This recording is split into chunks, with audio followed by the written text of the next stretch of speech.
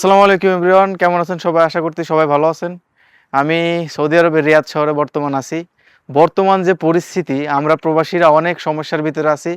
সেইগুলো না জেনেও না বুঝে অনেক মানুষ আছে 2026 সালে আপনি চিন্তাও করতে পারবেন না এত পরিমাণে সৌদি আরব মানুষ ঢুকছে।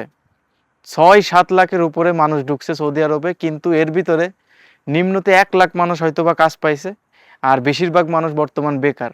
আমরা যে কোম্পানিতে আছি, ছোট একটা সিরিকা মানে কোম্পানি, আর এই কোম্পানিতে আমরা সপ্তাহের ভিতর কম হইলেও 50-60 জন কাজের খোঁজে আসে, যারা কোনো স্কিল নাই, যারা কোনো কাজের ভিত্তি নাই, কোনো কিছুই তারা, তো তাদের কোনো স্কিল নাই। তারা এমনিই মনে করেন যে হেল্পার হিসেবে আসার জন্য চেষ্টা করে, কিন্তু হেল্পার হিসেবে একটা কোম্পানি আপনাকে রাখতে চাবে না।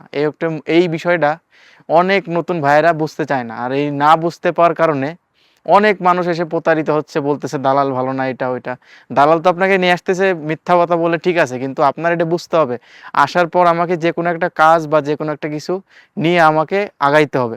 আপনার নিজের যদি কোনো স্কিল না থাকে, আপনাকে কোনো কোম্পানি নতুনভাবে অত অত এইভাবে নিবে না, আপনাকে লাইটলি নিবে, কারণ তারা চায় না যে একটা আনস্কিল একটা মানুষ রাখতে। বেশিরভাগই মানুষ কাজ জানা, কাজ বোঝার লোকজন সবাই প্রেফার করে। আর আমরা ভিডিও বানানোর উদ্দেশ্য হচ্ছে, আমরা অনেক বাঙালি অনেক কোম্পানিতে চাকরিও পেয়ে যায়, কিন্তু চাকরি পাওয়ার পরে এত পরিমাণে নিচু একটা ওদেরই মনে করে।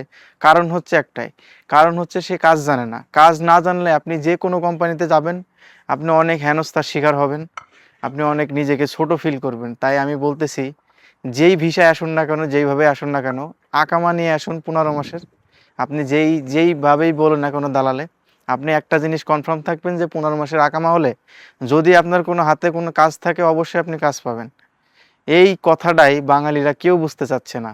অনেক মানুষ আসতেছে, অনেক মানুষ চলেও যাচ্ছে।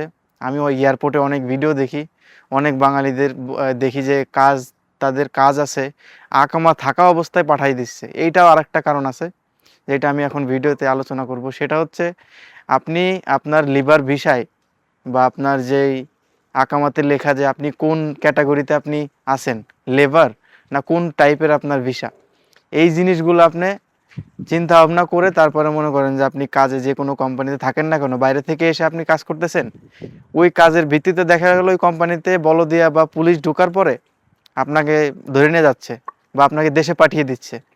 এই দেশে পাঠানোর কারণটাই হচ্ছে এটা, যে আপনার যে ভিসাতে লেখা আমি এই ওয়ার্কার, লেবার, কনসেশনারি ওয়ার্কার, এই ধরনের অনেক সিস্টেম আছে, এগুলো জেনে বুঝে তারপর আসুন।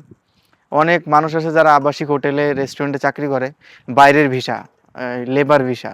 এই লেবার ভিসার কারণে কিছু কিছু সময় আপনার আকামা থাকা অবস্থায় আপনাকে ধরে নিয়ে যাচ্ছে, আর আপনি বলতেছেন সৌদির পুলিশ আমাকে অকারণে ধরে নিয়ে গেছে।